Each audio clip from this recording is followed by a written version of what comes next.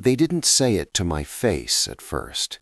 They whispered it in parlors, murmured it over tea, and passed it along like a warning. Unmarriageable. By the time I was 22, the word followed me everywhere. I heard it in the pauses after my name was spoken. I saw it in the way men's eyes slid past me, not out of cruelty, but discomfort, as if acknowledging me meant confronting something they preferred not to see.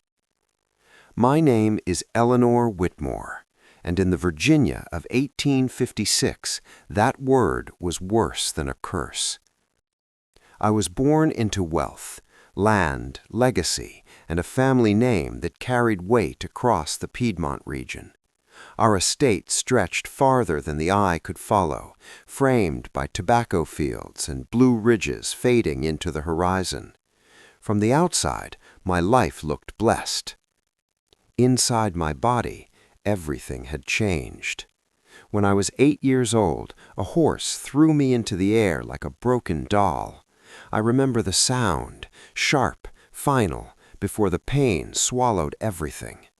Doctors came from Richmond, then Philadelphia. They spoke softly to my father and avoided my eyes. I would never walk again. The chair they built me was beautiful, polished wood, leather straps, smooth wheels, but beauty doesn't erase meaning. In the South, a woman's worth was measured by what she could stand beside, carry, and produce. I could do none of it. My father tried to fight society with education. He taught me languages, numbers, politics, things women weren't supposed to master. I became intelligent, articulate, and capable. It didn't matter. At 18, the proposals began, carefully arranged, politely presented. Each one ended the same way. Some men declined gently. Others were honest to the point of cruelty. She cannot fulfill the role of a wife. My household requires a woman of strength. How would such a marriage even appear? 12 men came, 12 men left. With each rejection, my name hardened into a reputation. The girl in the wheelchair, the Whitmore burden, a future no man wanted to inherit. I told myself I didn't care, but at night, staring at the ceiling, I wondered what would happen when my father was gone. Virginia law would not protect a woman like me, unmarried, disabled, inconvenient. And my father knew it. One March evening in 1856, he summoned me to his study. His face looked older than it had the day before, as if a decision had already taken something from him. He closed the door. And then he said something so unthinkable, so impossible, that I was certain I had misheard him. Because my father wasn't planning another proposal. He was planning to give me to someone society considered property. And the man he chose was known by only one name: the Brute. Before the story begins, consider subscribing and joining us for more untold stories. The name reached me before the man ever did. The Brute. That was how people spoke of him, quietly, carefully, as if saying it too loudly might summon something dangerous. Enslaved workers stepped aside when he passed. Overseers watched him with narrowed eyes. Visitors stared, half curious, half afraid. His real name was Josiah. He worked the blacksmith forge at the far edge of our estate, where fire ruled and iron screamed under the hammer. I had never spoken to him. I had only seen him from a distance, an enormous silhouette against flames, arms moving with terrifying precision. And that was the man my father intended to bind my future to. The morning after his announcement, I waited in the front parlor, my wheelchair positioned near the window. My hands trembled despite my effort to still them. I told myself I was not afraid. That was a lie. Heavy footsteps echoed down the hall, slow, measured, unmistakably powerful. My father entered first. Behind him came a man so tall he had to lower his head to clear the doorway. Josiah was massive, easily over 7 feet tall. Broad shoulders stretched his rough cotton shirt tight. His hands, scarred, burned, impossibly large, hung at his sides like tools forged by nature itself. He looked capable of breaking stones. Instead, he stood with his eyes lowered. "This is my daughter," my father said. "Eleanor." Josiah glanced up, only for a second, but in that instant I saw something unexpected. Not aggression, not arrogance, fear. "Yes, sir," he said, his voice deep but restrained, as though power lived inside him but had been taught never to rise. My father explained the arrangement bluntly. Protection, responsibility, duty. Words chosen carefully to avoid what none of us dared say aloud: marriage. When my father finished, silence filled the room. Josiah stood unmoving, like a man awaiting judgment. "Do you understand what is being asked of you?" I asked, forcing my voice steady. "Yes, miss. And do you agree?" That question startled him. His brow furrowed, confusion flashing across his face.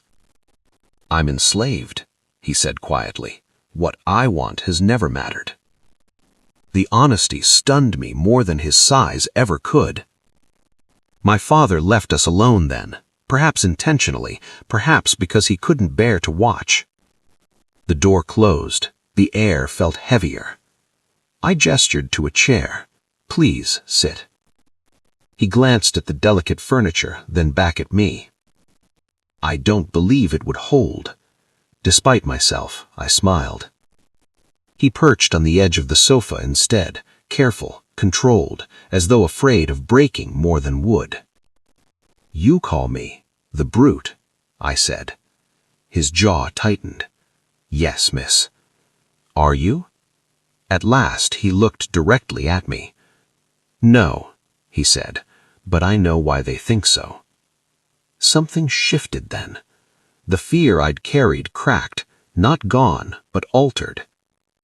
This man, built like a weapon, spoke like someone who had spent a lifetime proving he wasn't one. Before I could stop myself, I asked, "Can you read?" His eyes widened, fear sharper this time. "Yes," he whispered. "I taught myself." At that moment, the monster Virginia had warned me about disappeared. And in his place stood a man far more dangerous to the world that feared him, a man who could think. Because when Josiah told me what he read and why, I realized my father hadn't chosen him for his strength alone. He had chosen the one man on this estate who could truly see me. And I was about to see him too.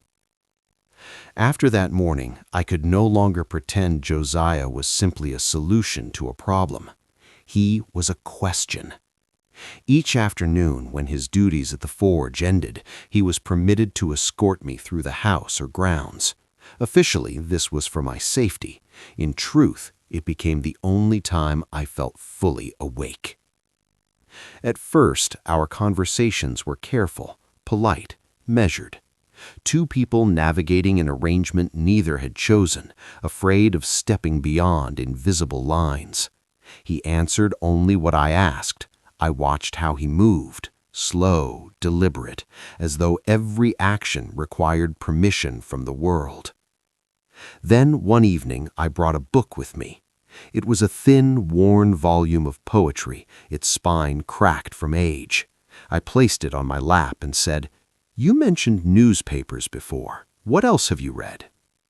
He hesitated, long enough that I thought he would refuse. "Plays," he said finally, "whatever I can find that won't be missed." "Which ones?" Another pause, then almost defiantly, "Shakespeare." I laughed, not mockingly, but in surprise. Most men who've proposed to me have never read him. His mouth twitched, as if unsure whether he was allowed to smile. "What do you like about it?" I asked. Josiah stopped walking. He stared out toward the tree line where dusk was settling in heavy layers. "The people," he said, "they're trapped. By birth, by law, by what others decide they are. And yet they still think, still feel, still want more." I felt something tighten in my chest. He began to speak more freely after that, about sneaking into the house late at night to read by candlelight, about how words felt like doors that opened briefly before slamming shut again, about characters called monsters who were less cruel than the men who named them. I realized then why my father had chosen him, not because he was strong enough to lift me, but because he was strong enough to understand me. The world had reduced us both to single traits, me, the broken body, him, the dangerous frame. Everything else had been erased. Yet here we were, two discarded minds meeting in quiet rebellion. That night, after Josiah returned to his quarters, I couldn't sleep. I stared at the ceiling and wondered how many other truths were hidden beneath the labels society clung to so desperately, and whether my father truly knew what he had set in motion. The next few weeks changed the rhythm of my life. Josiah began reading to me in the evenings, softly, carefully, as though each word carried risk. Poetry, philosophy, passages he didn't fully understand but wanted to. I corrected him sometimes. He challenged me other times. For the first time since my accident, I wasn't being cared for. I was being met. But every stolen moment carried danger. In Virginia, intelligence in an enslaved man was not admired. It was feared, punished, silenced. And if anyone discovered how close we had grown, how deeply we spoke, how long we lingered in conversation, the consequences would be unforgiving. Because this arrangement was supposed to be about survival, no connection, not respect, and certainly not what was beginning to take shape between us. I didn't realize it then, but the greatest risk wasn't society discovering Josiah's mind. It was discovering my heart had already begun to trust him. And once that line was crossed, there was no safe way back. By early April, the arrangement had settled into something dangerously close to normal, too normal. Josiah assisted me each morning with the careful professionalism expected of him. He never touched me without warning, never spoke with respect. To anyone watching, it was exactly what my father had declared: duty, protection, order. But behind closed doors, something else was growing. Not romance, not yet. Understanding. We began spending afternoons together in the library. He would stand near the shelves, hesitant at first, like a guest unsure of the rules. I encouraged him to choose books openly instead of stealing minutes at night. The library is mine, and I decide who uses it. That was the first time I saw anger in his eyes, not at me, but at the truth beneath my words. Ownership. Even kindness here had limits shaped by law. Still, he read, voraciously. History, poetry, essays on philosophy. He asked questions no one had ever asked me before. Not about my injury, not about what I lacked. He asked what I thought. In return, I learned about his life beyond the forge, a childhood broken apart by sale, a mother he never saw again, years spent learning silence because silence kept him alive. Every revelation made the walls of my world feel thinner. And yet, we both knew how fragile this balance was. One afternoon, while Josiah read aloud from a book of essays, voices drifted in from the hall. Overseers, guests, their laughter sharp, careless. Josiah froze mid-sentence. His hand tightened around the book. "If they hear me," he said quietly, "they'll ask why I'm reading. And if they ask, they'll punish me or you." The danger snapped into focus then. This wasn't just an unusual arrangement. It was a quiet rebellion unfolding inside my father's house. That night, my father called me into his study. "You seem improved," he said carefully, "more confident." "I am," I replied. He studied me for a long moment. "Josiah is doing his duty well." "Yes." Another pause. "You understand the boundaries of this arrangement." I did, and I didn't. The truth was, those boundaries were already blurring, not through touch or stolen glances, but through something far more threatening: equality. Once you speak to someone as an equal, you can never fully return to seeing them as less. Josiah knew it too. One evening, as he helped me settle near the window, he said, "Miss Eleanor, if this becomes dangerous for you, you must tell me." "I can decide what's dangerous for me," I answered. He met my eyes. "That's exactly why it is." The words stayed with me long after he left. Because the greatest lie we were living wasn't pretending we were strangers. It was pretending this could stay contained. I believed we were careful enough, that intelligence could stay quiet, that trust could stay invisible. I was wrong. Because soon, one choice, mine, would force Josiah to do something no one expected. The moment came quietly.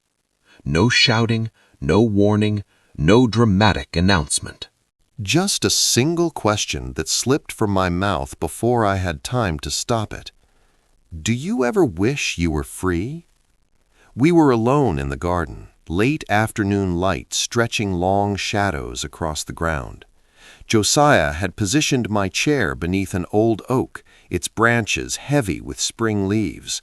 Birds moved above us, careless and unbound. For a long time, he didn't answer. When he finally spoke, his voice was low, controlled, dangerous in its honesty.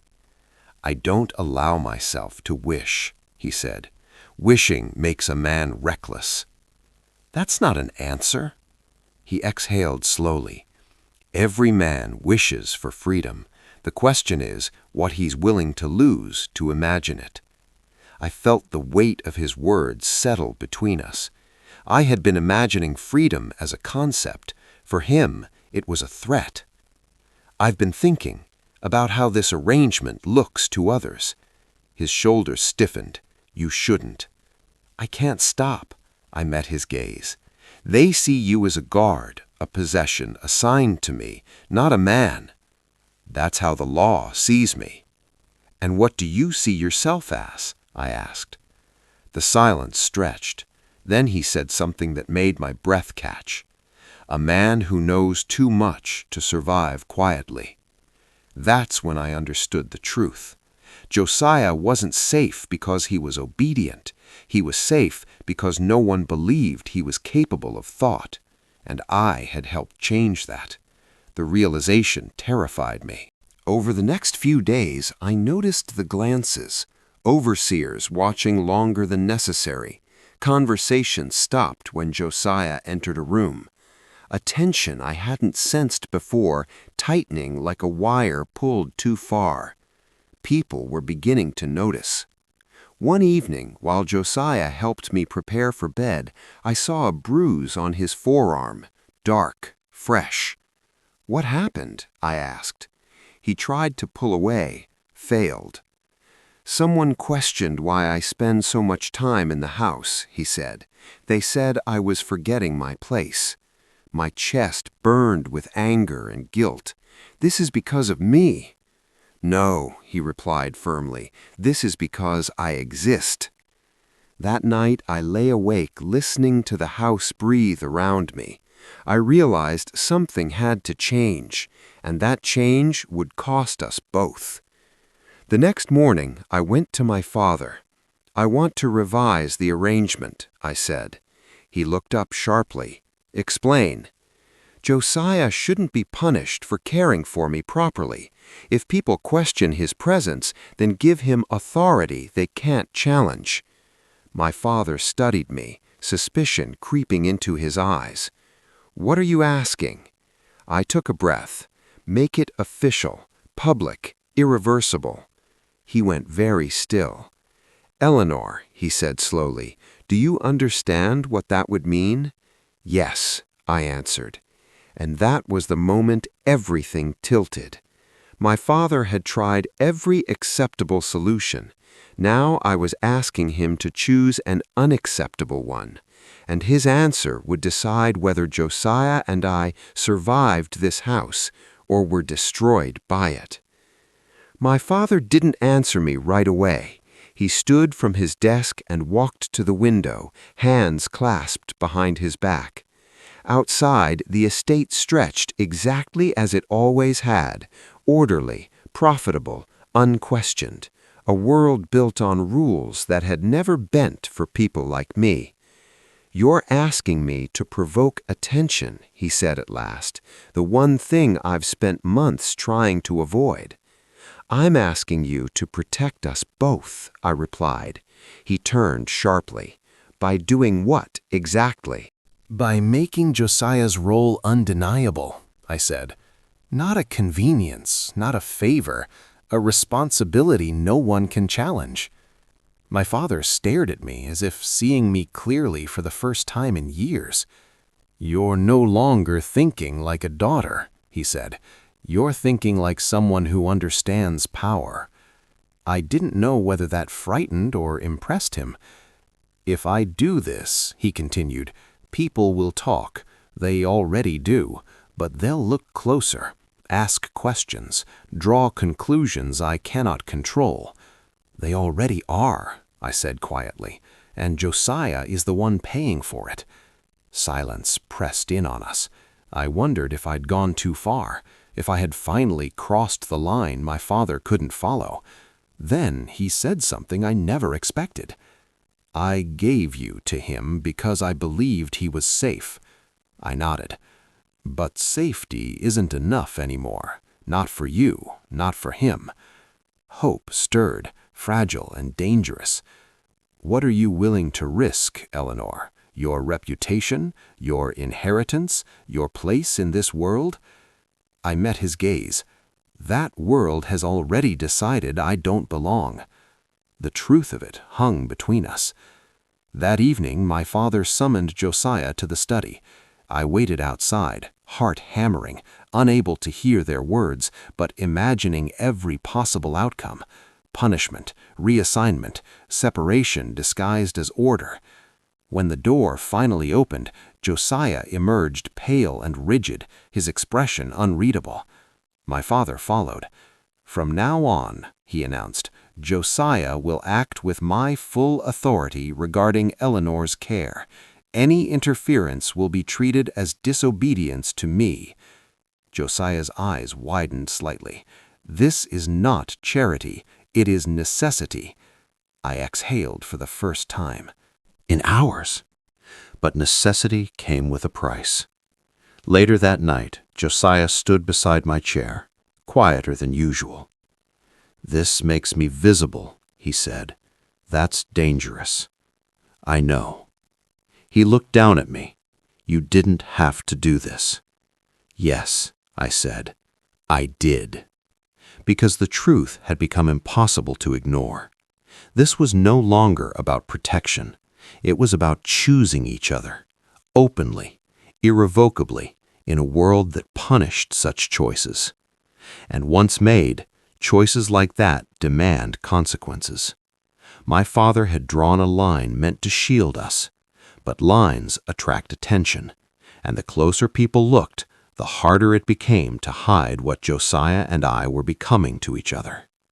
The House noticed before the county ever could. Authority changed how people looked at Josiah. Some became cautious, others were resentful, a few openly hostile. Power, when worn by the wrong man, made people uncomfortable. And comfort, I learned, was something society defended viciously. Whispers followed us through hallways. Overseers lingered longer when Josiah entered a room. Servants avoided eye contact with me, as if closeness were contagious. They weren't wrong. Because something had crossed from understanding into something far more dangerous. Affection. It revealed itself in moments too small to hide. The way Josiah reached for books I liked without asking. The way I waited for his voice before evening felt complete. The way silence between us felt shared, not empty. We never touched in public. We didn't have to. One evening, while rain pressed against the windows, Josiah stayed late in the library. He had been reading aloud, his voice steady despite the tension that now lived in every corner of the house. He closed the book slowly. "Eleanor," he said, using my name without thinking. We froze. Names carried weight, boundaries. No one had heard, but we both knew something irreversible had just happened. "I'm sorry," he said quickly. "I shouldn't." "I didn't ask you to stop," I replied.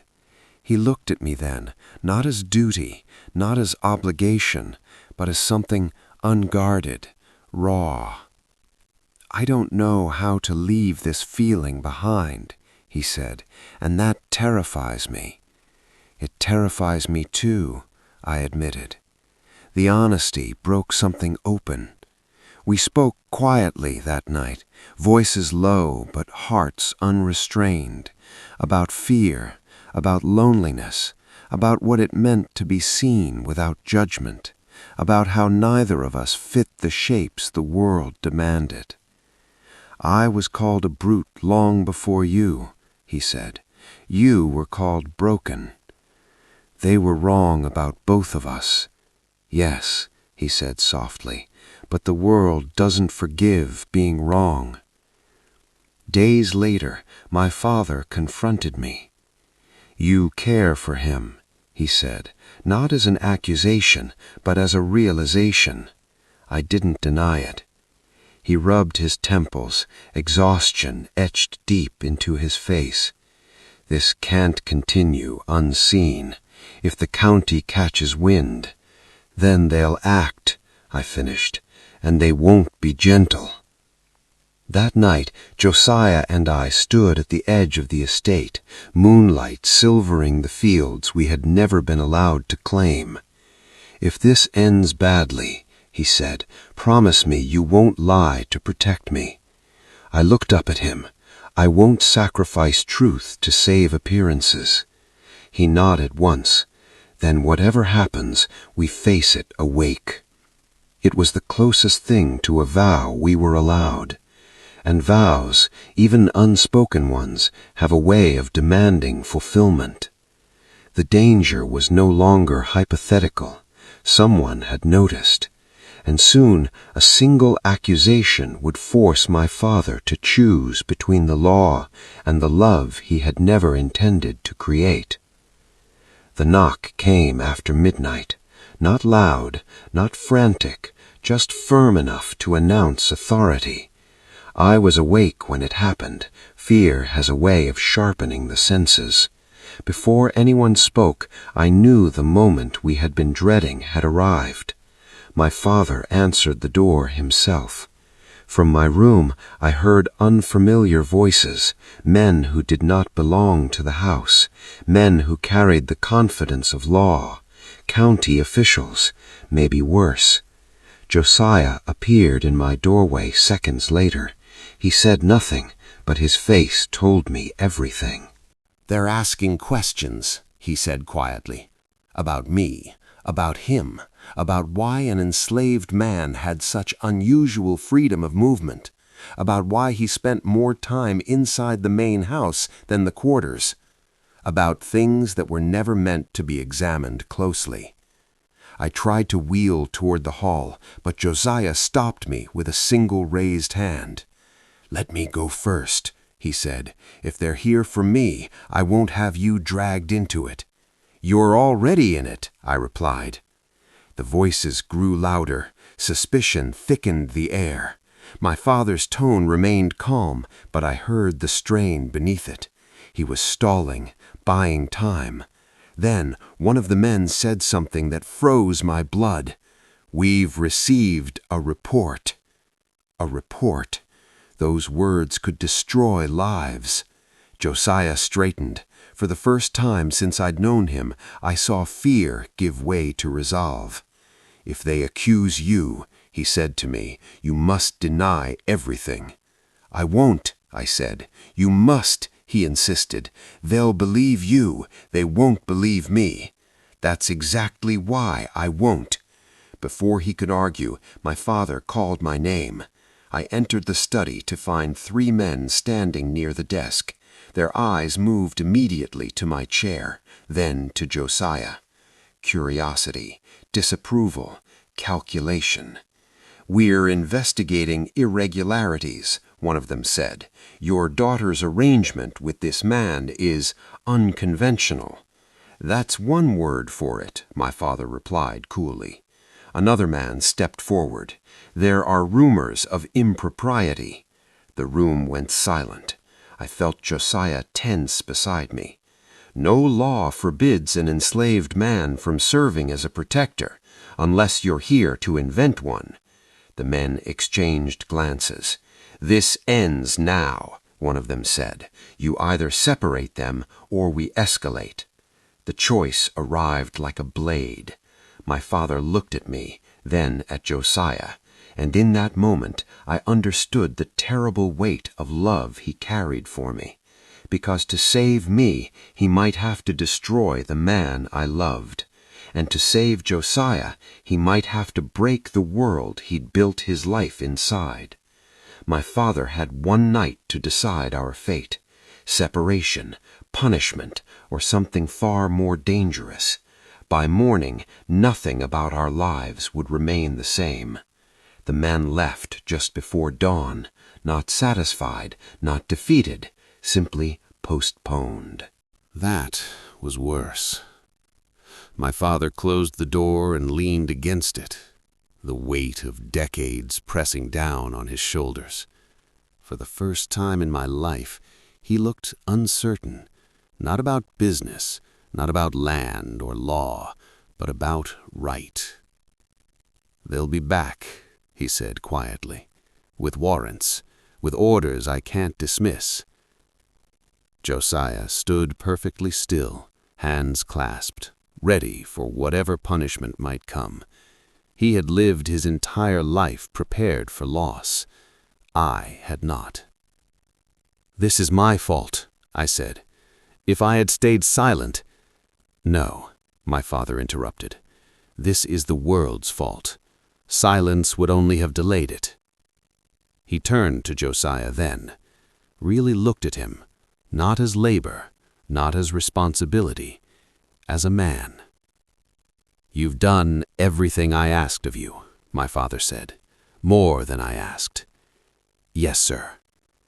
"And you love my daughter." Josiah hesitated for only a heartbeat. "With my life." The words hung in the air, undeniable and dangerous. My father nodded slowly. "Then listen carefully. What I'm about to propose will ruin my standing here. It will make enemies, and once done, it cannot be undone." Josiah's brow furrowed. "Sir?" "I can't protect you here anymore," my father continued. "Virginia won't allow it. The law won't bend. But there are places where it already has." My pulse quickened. "The North?" I whispered. "Yes," he said. "Philadelphia, Abolitionist contacts, lawyers who know how to make freedom official. Josiah stared at him, stunned. "You would free me?" "Yes," my father said, "and I would send you both away before this house becomes a prison." Tears burned my eyes. "Father," he raised a hand, "don't thank me yet. This won't be mercy. It will be exile. You'll lose this estate, this name, every protection it offers." "I've never been protected here, only contained." My father closed his eyes. "To do this," he said, "I'll need time, papers, absolute secrecy. If word spreads too soon, they'll stop us." Josiah finally found his voice. "Sir, why?" My father looked at him. "Because I tried to arrange safety and accidentally witnessed love, and because I refused to let my daughter be punished for finding what this society denied her." We stood there in fragile hope, knowing how easily it could shatter. Freedom was no longer a dream. It was a plan. And plans, like love, demand courage at the moment of execution. The papers weren't signed yet. The road north wasn't secured. And one mistake, one whisper, could end everything. But at dawn, my father made the first irreversible move. The papers were signed before sunrise. No ceremony, no witnesses beyond a single lawyer my father trusted with his life. The ink barely had time to dry before the truth settled in. Josiah was no longer property. He was a free man. He held the documents with hands that had shaped iron for decades, now trembling as though they might break. Freedom, I learned, is not loud when it finally arrives. It is heavy, overwhelming, almost frightening in its reality. My father wasted no time. Within hours, arrangements were set in motion. A minister sympathetic to abolitionist causes was summoned, quiet, discreet, willing to ask no questions that could end lives. The marriage took place in a small room with the curtains drawn. No guests, no music, no celebration. Just vows spoken with voices that shook, not from doubt, but from the weight of everything we stood to lose. When the minister pronounced us husband and wife, Josiah looked at me like a man afraid to breathe. "You're sure?" he whispered. "I've never been more certain of anything," I said. By nightfall, we were gone. A carriage waited at the edge of the estate, its lantern dimmed. 2 trunks, a handful of books, tools from the forge, and the papers that proved Josiah existed as more than a possession. My father embraced me before I left. "You were never unwanted," he said quietly. "The world simply lacked the courage to want you." Then he turned to Josiah. "Protect her," he said. "With my life," Josiah replied. The road north was long and unforgiving. Every stop tightened my chest. Every voice outside the carriage made Josiah's hand hover near the documents hidden inside his coat. But no one stopped us. When we crossed into Pennsylvania, something inside me finally released. The air felt different, not kinder, just possible. Philadelphia did not welcome us with open arms. People stared, some turned away, others whispered, but no one owned us. Josiah opened a forge. I managed the accounts. Together we built something real, brick by brick, word by word, choice by choice. Years later, when our children asked where we came from, we told them the truth. That society once called their mother broken, that it once called their father a brute, and that both were lies told by people afraid of what they couldn't control. Love did not save us. Choice did, and that choice changed everything. History hides stories like ours because they challenge comfort. because they prove labels lie and courage rewrites fate. If this story held you until the end, subscribe to Canon of Darkness for more untold histories the world tried to bury. These aren't just stories. They're reminders that even in the darkest times, human dignity still finds a way to survive.